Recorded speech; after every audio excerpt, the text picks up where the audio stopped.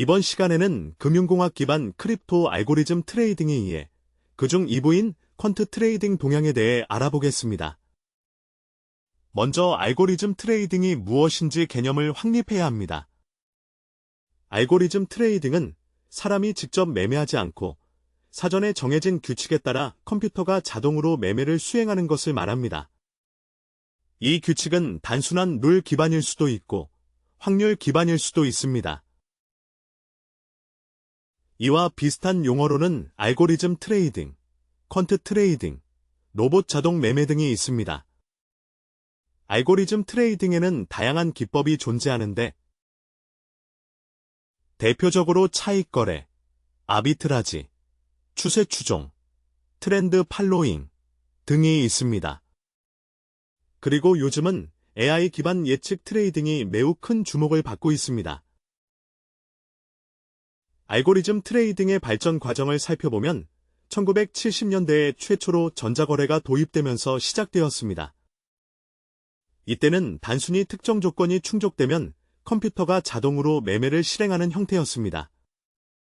이런 자동 매매가 보편화되면서 차익거래, 즉 아비트라지 개념이 등장했고 이후 알고리즘 트레이딩은 점점 더 고도화되기 시작했습니다. 이 시기부터 수학적, 통계적 모델을 기반 트레이딩이 본격적으로 등장했습니다. 이것이 바로 퀀트 트레이딩의 태동이고 이를 바탕으로 여러 헤지펀드들이 성장하게 되었습니다. 우리가 일부에서 살펴본 블랙 숄츠 모델 역시 이러한 수학적, 통계적 접근의 대표적인 예입니다. 또 통계적 차익거래, 즉 스터티스컬 아비트라지도 등장했습니다. 아주 간단한 예로 코카콜라와 펩시콜라를 들 수 있습니다. 만약 코카콜라 가격은 상대적으로 비싸고 펩시콜라 가격은 상대적으로 싸다면 코카콜라를 매도하고 펩시콜라를 매수함으로써 두 가격의 차이가 다시 좁혀질 때 수익을 기대할 수 있습니다. 가장 기본적인 형태의 통계적 차익거래입니다. 2000년대에 접어들면서 인터넷 시대가 본격적으로 열리고 초고속 네트워크와 저지연 시스템이 등장했습니다. 이로 인해 헤지펀드 업계에서도 마이크로초, 나아가 나노초 단위의 거래 속도를 두고 경쟁이 벌어졌습니다. 예를 들어 미국 월스트리트가 위치한 뉴욕은 주로 현물 거래가 이루어지고 시카고는 옵션과 선물 같은 파생상품 거래의 중심지입니다. 두 도시 간 거래 속도를 단축하기 위해 광 케이블을 직접 설치하는 등 물리적 거리 자체를 줄이려는 시도까지 나왔습니다. 이 과정에서 하이 프리퀀시 트레이딩, 즉 고빈도 매매가 등장했고 여기에 전자적 마켓 메이킹 같은 기법도 함께 발전하게 되었습니다. 이후 데이터가 폭발적으로 수집되기 시작하면서 빅데이터 분석 기술이 본격적으로 도입되었습니다. 뉴스, SNS, 위성사진처럼 비정형 데이터까지 활용하는 분석 기법이 개발되었고 여기에 실시간 데이터 스트리밍과 클라우드 컴퓨팅 기반 분석 기술이 결합되면서 데이터 기반 시장 예측과 위험 관리 등 다양한 트레이딩 기법이 발전하게 되었습니다. 최근에는 인공지능이 본격적으로 도입되며 머신러닝, 딥러닝 기반 모델, 예를 들어 엘스팀이나 트랜스포머 기반 시계열 분석이 활발해졌고 강화학습을 활용한 트레이딩 봇도 등장했습니다. 또 자연어 처리 기술을 활용해 뉴스나 SNS를 단순히 수집하는 수준을 넘어 감정 분석까지 수행하는 센티먼트 트레이딩도 발전했습니다. 여기서 센티먼트란 감정 분석을 의미합니다. 그리고 최근에는 채트 GPT 같은 기술이 급격히 발전하면서 생성형 AI 기반 시장 예측, 위험 분석, 시뮬레이션 등 다양한 연구가 활발히 진행되고 있습니다. 알고리즘 트레이딩의 규모를 보면 미국 최대 규모의 5개 헤지펀드 중 4개가 알고리즘을 기반으로 운영되고 있습니다. 2019년 기준으로 1위 브리지워터의 운용 자산은 약 208조 원에 달합니다. 에이컬은 약 104조 원, 3위인 르네상스 테크놀로지도 비슷한 규모의 약 104조 원을 운용하고 있으며 5위 투시그마는 약 65조 원 정도를 운용하고 있습니다. 이렇게 보면 알고리즘 트레이딩이 헤지펀드 세계에서 얼마나 큰 비중을 차지하는지 알 수 있습니다. 그렇다면 이러한 알고리즘 트레이딩은 합법일까요? 불법일까요? 결론부터 말하면 규제를 준수하면 합법입니다. 시장이 정한 규칙을 따라야 합니다. 즉, 일반적인 거래 조건을 준수해야 하고 시세 조작이나 허수호가 같은 불공정 거래 행위는 금지됩니다. 대표적인 불법 행위로는 자정거래와 허수주문이 있습니다. 자정거래란 내가 올린 매도 주문을 내가 다시 매수에 체결시키는 방식입니다. 스프레드나 수수료 때문에 약간의 손해는 보지만 가격을 인위적으로 움직일 수 있기 때문에 금지됩니다. 또 하나는 허수주문입니다. 호가창에 대량의 주문을 올렸다가 즉시 취소하는 행위를 반복하는 것으로 이를 컴퓨터로 자동 반복하는 것을 스푸핑이라고 합니다. 이런 행위들도 모두 불법입니다. 그리고 각 거래소의 API 사용 약관을 반드시 지켜야 합니다. 거래소 약관에는 일반 거래 규정과 함께 API 이용 규정이 명확히 적혀 있습니다. 예를 들어, 과도한 요청을 반복해 서버에 부하를 주는 행위는 금지되어 있습니다. 이처럼 API를 남용하는 모든 행위는 금지 대상입니다. 또 하나 중요한 점은 운영 주체를 명확하게 해야 한다는 것입니다. 즉, 개인 또는 법인 자금을 이용하여 스스로 운영해야 한다는 뜻입니다. 등록된 사업자가 아닌 개인이 타인의 자금을 받아 대신 투자해 주는 것은 무인가 투자의 일종으로 불법에 해당합니다. 즉, 등록 없이 타인 자금을 모아 운용 규모를 키워 투자를 대신해 주는 행위는 허용되지 않습니다. 또한 해외 거래소를 이용할 때도 관련 의무를 준수해야 합니다. 해외 거래소뿐 아니라 여러 거래소를 이용하며 송금 이체 등을 할 때도 마찬가지입니다. 예를 들어 비트코인을 여러 거래소 사이로 이동할 때도 규정을 지켜야 합니다. 가장 중요한 것은 자금 세탁 방지, AML, 의무를 준수하는 것입니다. AML 규정을 따라야 하고 국제 자금 세탁 방지 기구의 기준을 충족해야 합니다. 현재 대부분의 거래소가 이러한 규정을 따르고 있으며 투자자는 반드시 규정을 준수하는 합법적인 거래를 해야 합니다. 앞에서 고빈도 매매 이야기를 했는데 이와 관련해 아주 흥미로운 사례가 있습니다. 마이클 루이스라는 작가가 있는데 금융과 확률을 소재로 흥미로운 논픽션을 많이 쓴 사람입니다. 그가 쓴 책 중 하나가 머니볼입니다. 머니볼은 2003년에 출간되었고 2011년에 영화화되었습니다. 성적이 좋지 않던 프로야구 구단이 통계와 데이터 분석을 기반으로 선수 운영 전략을 바꾸면서 우승권 팀으로 성장한 실화를 다룬 책입니다. 데이터 기반 의사결정의 힘을 보여준 대표적인 사례죠. 마이클 루이스의 또 다른 유명한 책으로는 빅쇼트가 있습니다. 이 책은 2010년에 출간되었고 2015년에 영화화되었습니다. 빅쇼트는 2007년에서 2008년까지 세계 금융위기를 불러온 서브프라임 모기지 사태를 다룬 내용입니다. 신용도가 낮은 사람들에게까지 무분별하게 대출과 파생 상품을 제공하면서 레버리지가 과도하게 쌓였고 이후 대량 부실이 발생하며 금융위기가 촉발된 과정을 설명한 책입니다. 영화로 봐도 상당히 흥미롭습니다.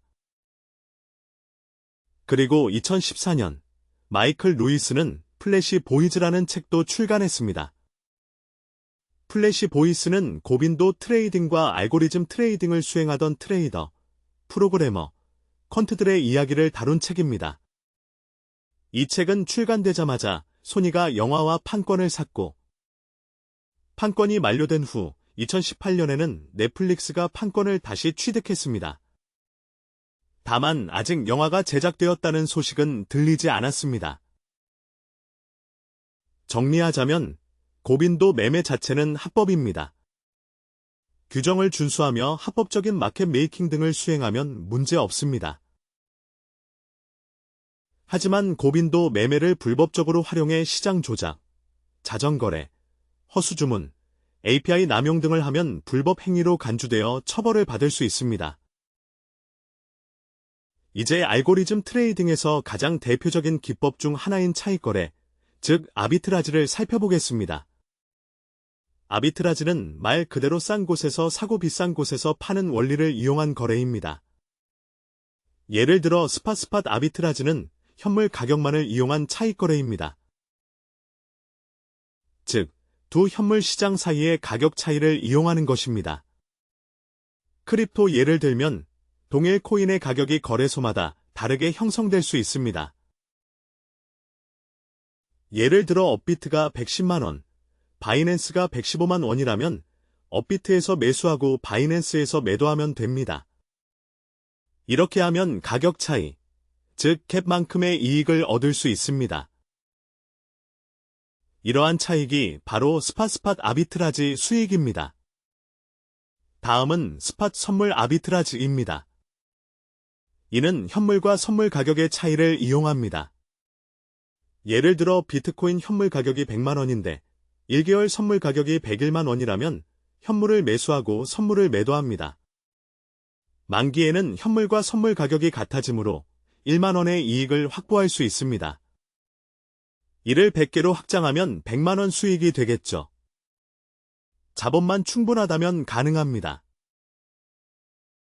다음은 선물 간의 가격 차이를 이용하는 방법입니다. 이를 퓨처스 아비트라지라고 합니다. 서로 만기가 다른 선물 사이의 가격 차이를 이용하는 방식입니다. 예를 들어 1개월 선물이 150만 원이고 3개월 선물이 160만 원이라면 3개월 선물을 매도, 숏, 하고 1개월 선물을 매수, 롱, 합니다. 시간이 지나 만기가 가까워지면 두 가격이 수렴하기 때문에 차익을 얻을 수 있습니다. 이런 구조의 차익 거래들이 존재합니다. 그리고 다음은 옵션입니다. 옵션 차익 거래는 옵션과 기초자산, 현물, 간의 가격 차이를 이용하는 거래입니다. 예를 들어 비트코인 현물을 매수하고 동시에 해당 비트코인 옵션을 매도하는 식입니다. 현물이 싸고 옵션이 비싸다고 판단될 때 사용하는 구조죠. 만기가 되면 프리미엄 구조 덕분에 수익이 확정됩니다.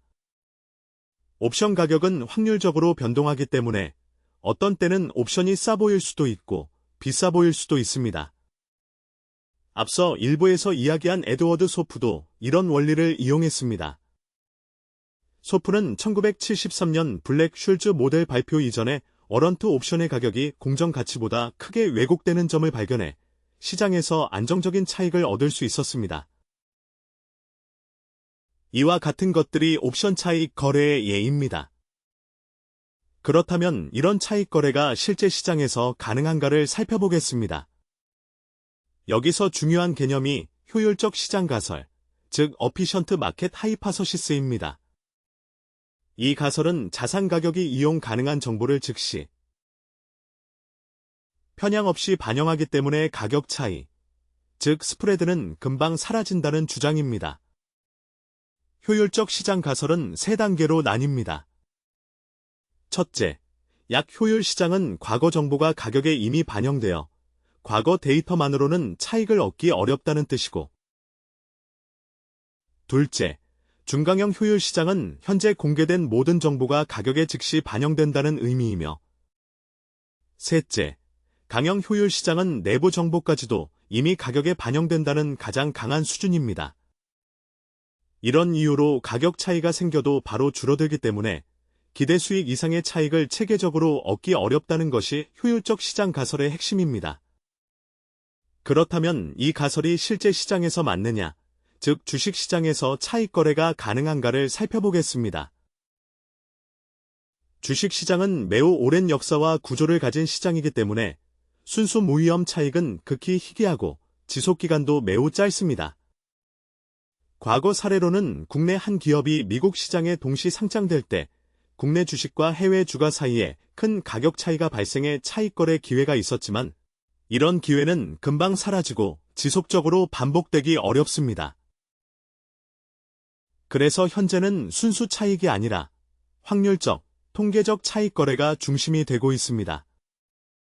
앞서 언급한 코카콜라와 펩시콜라 가격 차이를 이용한 사례처럼 통계적 차익 거래는 확률적으로는 수익을 기대할 수 있지만 손실 가능성도 존재한다는 점이 특징입니다.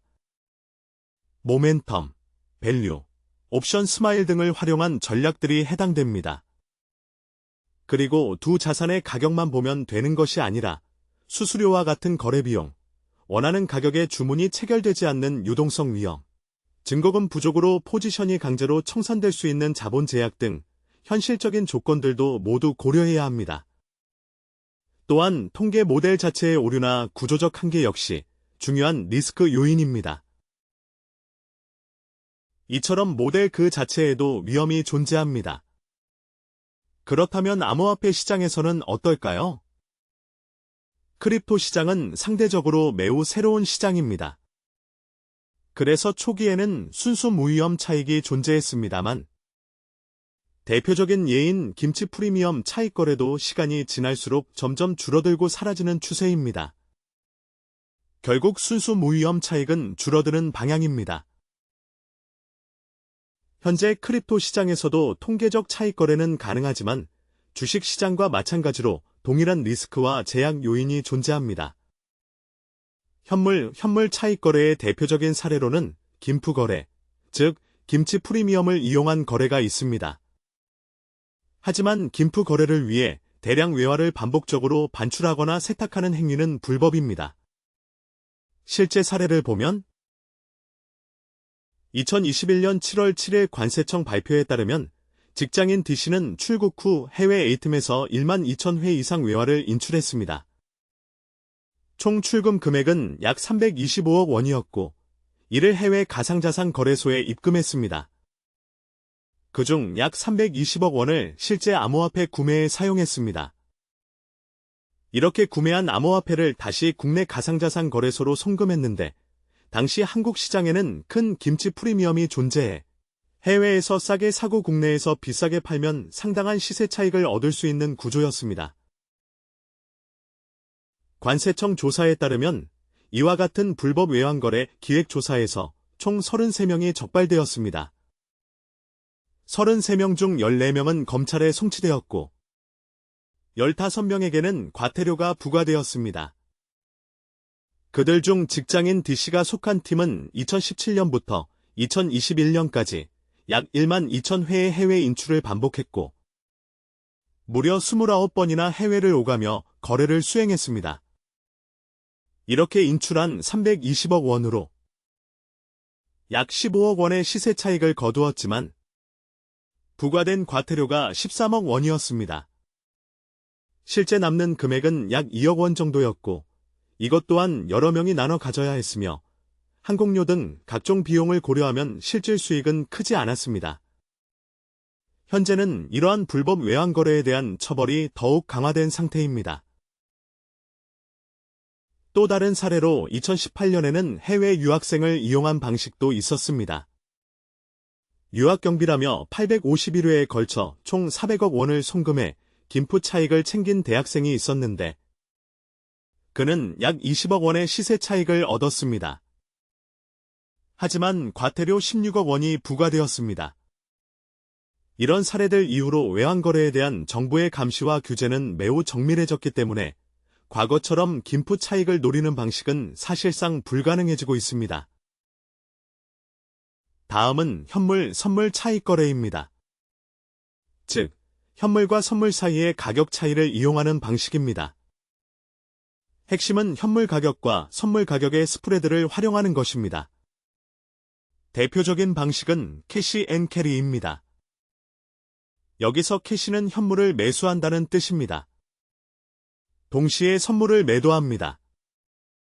즉, 선물이 비싸고 현물이 쌀 때 사용하는 구조입니다. 반대로 리버스 캐시 앤 캐리는 현물을 매도하고 선물을 매수하는 방식입니다. 선물이 더 싸게 형성되었을 때 사용하는 전략입니다. 만기가 있는 선물에서는 이런 식으로 만기 수렴을 이용하고 만기가 없는 무기한 선물은 펀딩비가 존재합니다.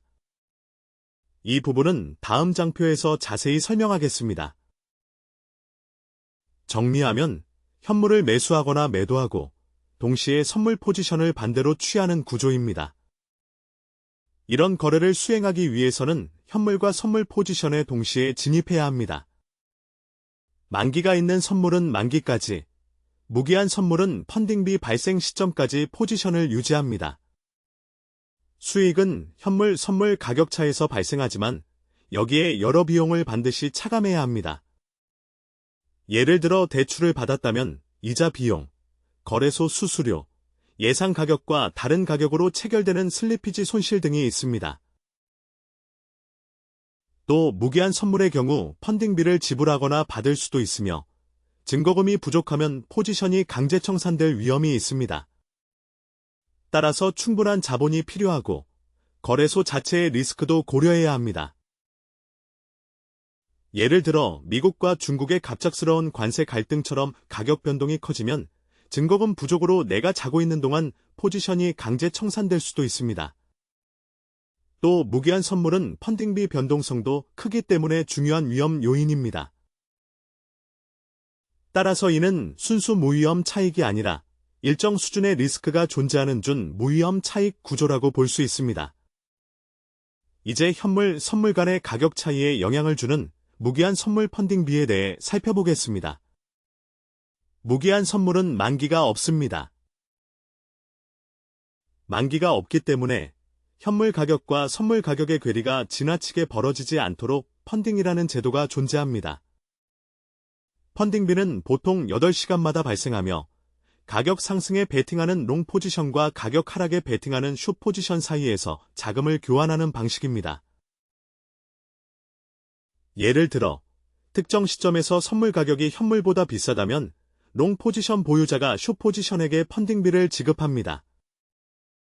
반대로 선물 가격이 현물보다 싸다면 이번에는 숏 포지션이 롱 포지션에게 펀딩비를 지급합니다.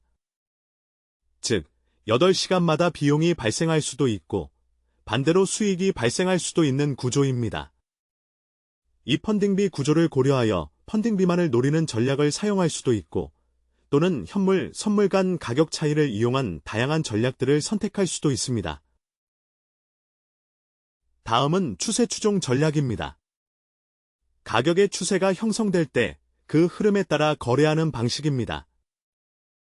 추세 추종 전략의 대표적인 기법이 변동성 돌파 전략입니다. 아래 그래프는 변동성 돌파 전략을 백테스트한 예시입니다. VB 전략, 즉 변동성 돌파 전략의 기본 구조를 보면 우선 하루에 한 번 전일 데이터를 확인합니다. 전일 시가 대비 종가가 상승했는지, 즉 전일 가격이 올랐는지 확인합니다. 오늘 거래를 하려면 전일 상승이 먼저 조건을 충족해야 합니다. 그리고 오늘 가격이 전일 변동 구간의 특정 비율, 예를 들어 50%를 돌파하면 바로 매수합니다. 오르는 자산은 더 오르고 떨어지는 자산은 더 떨어진다는 추세의 특성을 이용한 전략입니다. 그리고 당일 종가에 무조건 매도합니다. 즉, 매수 후 오르든 떨어지든 상관없이 당일 종가에 정리하는 구조입니다. 이런 전략을 여러 해 동안 반복하면 실제 수익이 나는지 확인할 수 있습니다. 그래프를 보면 비트코인, 이더리움, 리플, 비트코인 캐시 등 주요 코인의 누적 수익을 나타내고 있습니다. 리플은 녹색으로 표시되어 있고 이더리움은 오렌지색으로 표시되어 있으며 비트코인은 파란색으로 표시되어 있습니다.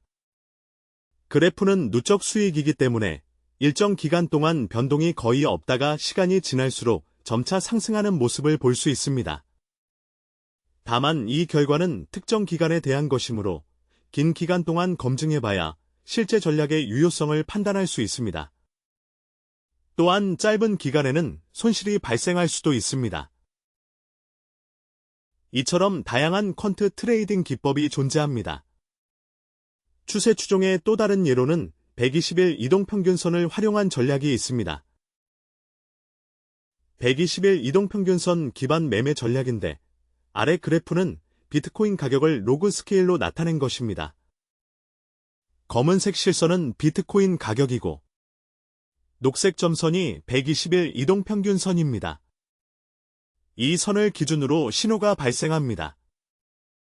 가격이 이동평균선 위에 있다가 아래로 떨어지면 매도하고, 반대로 이동평균선 아래에 있다가 위로 돌파하면 매수하는 간단한 규칙입니다.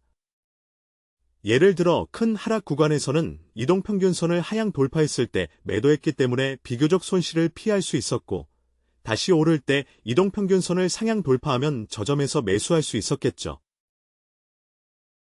물론 언제나 최저점에서 사고 최고점에서 파는 것은 불가능하기 때문에 장기간 백테스트를 해보며 전략의 유효성을 확인해야 합니다. 실제 예시로 보면 9월 4일에는 매도 신호가 나왔고 9월 7일에는 다시 매수 신호가 나왔습니다.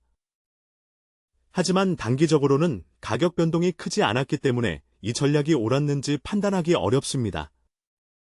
이런 전략은 긴 기간 동안 테스트해봐야 성능을 정확히 알 수 있습니다. 이제 인공지능 기반 퀀트 트레이딩 동향을 이야기하기 전에 수학자이자 전설적인 투자자인 짐 사이먼스에 대해 잠시 소개하겠습니다. 영어 이름이 제임스이기 때문에 짐이라고 부릅니다. 본명은 제임즈 해리스 사이먼즈이며 1938년생입니다. 1958년 MIT에서 학사 학위를, 1959년 버클리에서 수학 박사 학위를 받았습니다. 이후 MIT와 하버드에서 조교수를 역임했고 1964년부터 68년까지 미국 국방분석연구소에서 소련 암호 해동 연구를 수행했습니다. 이 과정에서 컴퓨터를 적극 활용했습니다. 1968년에는 뉴욕 주립대 스토니브룩 캠퍼스 교수로 부임하여 수학 분야에 큰 업적을 남겼습니다. 1974년에는 천싱성과 함께 발표한 천 사이먼스 이론으로 미분기화학 분야에 큰 영향을 미쳤고 베블린상도 수상했습니다. 2014년 서울에서 열린 세계수학자 대회에도 직접 와서 강연했습니다. 그런데 이분은 1978년에 교수직을 그만두고 금융계로 진출합니다. 뛰어난 경영 능력으로 다양한 분야의 전문가들을 영입했고 레너드 바움, 제임스 엑슬, 피터 브라운 같은 뛰어난 연구자들이 합류했습니다. 이들이 만든 대표적인 펀드가 바로 메달리온 펀드입니다. 이 펀드는 무려 30년 동안 연평균 수익률 66%를 기록했습니다. 이 펀드가 벌어들인 누적 수익이 약 140조 원 정도 됩니다. 운용 자산은 약 2.3조 원이지만 오랜 기간 고수익을 기록하면서 누적 수익이 140조 원 규모까지 성장했습니다. 현재 이 펀드는 임직원만 가입할 수 있습니다. 짐 사이먼스 개인 자산은 약 32조 원으로 알려져 있으며 그가 설립한 회사가 바로 르네상스 테크놀로지입니다. 뉴욕 롱아일랜드에 위치해 있으며 특징은 경영학 전공자를 뽑지 않는다는 점입니다. 오직 수학자, 물리학자, 통계학자, 기상학자, 컴퓨터 과학자들만 채용합니다. 275명 직원 중 100명 이상이 최소 500만 달러 이상의 자산을 보유하고 있고 나머지도 대부분 100만 달러 이상의 자산을 가지고 있습니다.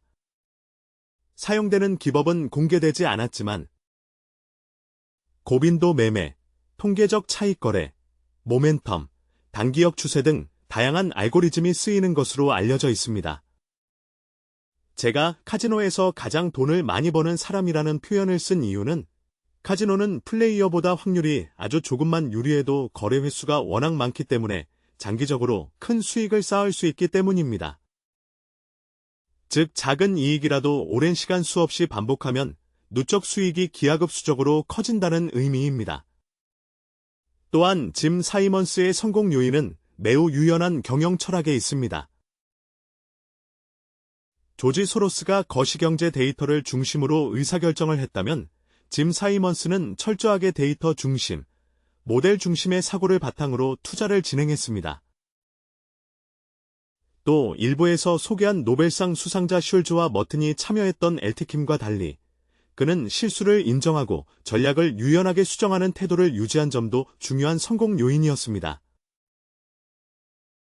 그리고 그의 투자 시스템에는 이미 다양한 형태의 AI 트레이딩 개념들이 깊이 적용되어 있었습니다.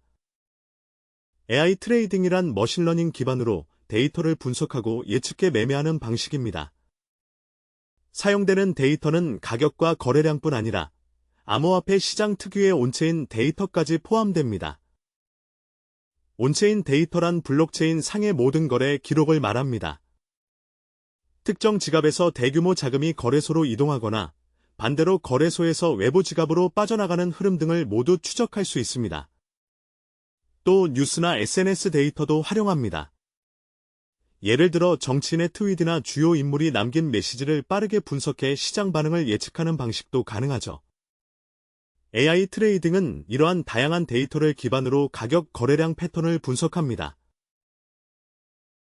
이를 통해 인간이 발견하기 어려운 미세한 패턴까지 포착할 수 있고, 실시간으로 학습하거나 강화학습 기반 전략을 계속 업데이트할 수 있습니다.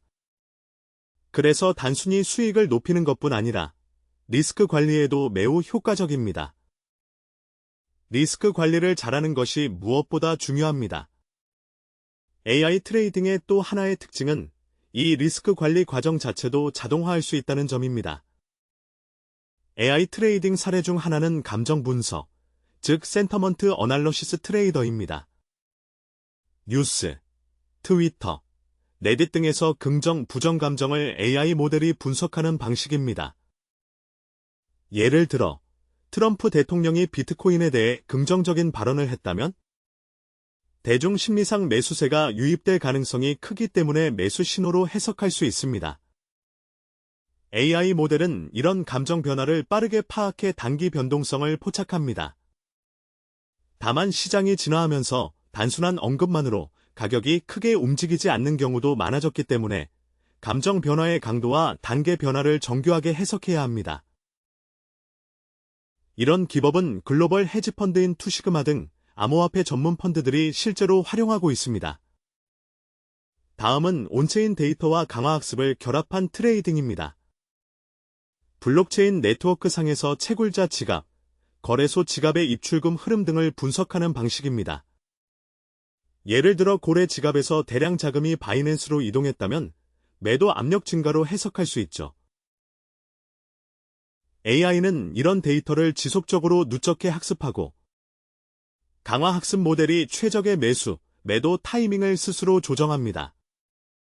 미국 스타트업 뉴메라이가 이런 연구를 활발히 하고 있습니다. 또 다른 사례는 변동성 예측 기반 트레이딩입니다. 국내 암호화폐 시장 데이터를 수집해 AI가 변동성 패턴을 예측하고 거래소 간 스프레드 차이, 급등, 급락 시점을 포착해 투자 전략을 수행하는 방식입니다. 이 시점을 정확히 파악하면 안정적인 차익 거래나 단기 추세 추종 전략을 수행할 수 있습니다. 최근에는 개인 투자자를 위해 AI 자동 매매 솔루션도 제공되고 있으며 국내 대형 거래소들인 업비트, 빗썸, 코인원 등에서도 이런 서비스가 도입되고 있습니다. 여러 가지 실제 사례들이 존재합니다. 지금까지 살펴본 자동 매매, 퀀트 트레이딩뿐 아니라 수동 매매까지 포함해 우리가 추구해야 할 것은 현명한 트레이딩, 즉 스마트 트레이딩이 무엇인지 이해하는 것입니다. 스마트 트레이딩의 핵심은 MDD를 최소화하는 것입니다. MDD는 맥시멈 드로다운의 약어로 투자의 최고점 대비 최저점의 낙폭을 의미합니다. 변동폭이 너무 크면 사람이 심리적으로 버티기 어렵습니다. 따라서 이 낙폭을 줄이는 것이 매우 중요합니다. 다음으로 단기적으로 몇 퍼센트 벌었는지가 아니라 장기간 누적된 복합 연수익률인 CAGR이 얼마인지가 중요합니다. 예를 들어 1년에 1천만 원 벌었어도 5년, 7년, 10년 동안 누적해서 연평균으로 얼마를 벌었는지가 핵심입니다. 앞서 에드워드 소프나 짐 사이먼스를 소개할 때 언급했던 수익률 역시 모두 복합 연수익률 기준입니다. 장기적으로 복합 연수익률을 높이는 것이 안정적이며 지속 가능한 투자입니다. 다음은 샤프 비율입니다. 샤프 비율은 수익을 변동성, 즉 표준 편차로 나눈 지표입니다. 즉 분자인 수익률은 높이고 분모인 변동성은 낮춰야 샤프 비율이 높아집니다. 변동성을 줄인다는 것은 안정적인 수익 곡선을 만든다는 의미입니다. 짐 사이먼스의 르네상스 테크놀로지는 30년 동안 연 66%라는 복합 연수익률 기준으로도 매우 최적화된 성과를 냈습니다. 하지만 이런 고수익 전략은 스케일링에 한계가 있습니다. 스케일링이란 운용 자금을 크게 늘려 총 수익을 확장할 수 있는지를 의미합니다. 메달리온 펀드와 같이 소규모 자본에서 가장 효율적으로 작동하는 전략은 자금 규모가 너무 커지면 동일한 수익률을 유지하기 어려워지는 경향이 있습니다. 한편 암호화폐 시장은 단순 매수, 매도 차익 외에도 다양한 수익원이 있습니다. 예를 들어 채굴이 있습니다. 블록을 검증하면 신규 암호화폐를 보상으로 받을 수 있습니다. 비트코인 채굴 보상이 대표적입니다. 또한 예치, 즉 스테이킹도 있습니다. 이더리움을 네트워크에 스테이킹하면 거래 검증에 참여한 대가로 이더리움을 보상으로 받을 수 있습니다. 또 디파이 생태계에서는 유동성을 제공하는 파밍을 통해 이자를 토큰 형태로 받을 수도 있고 여러 방식의 추가 수익 창출 기회들이 존재합니다. 이상으로 2부 퀀트 트레이딩 동향 강의를 마치겠습니다. 다음 3부에서는 크립토 정보 수집 API에 대해 학습하도록 하겠습니다.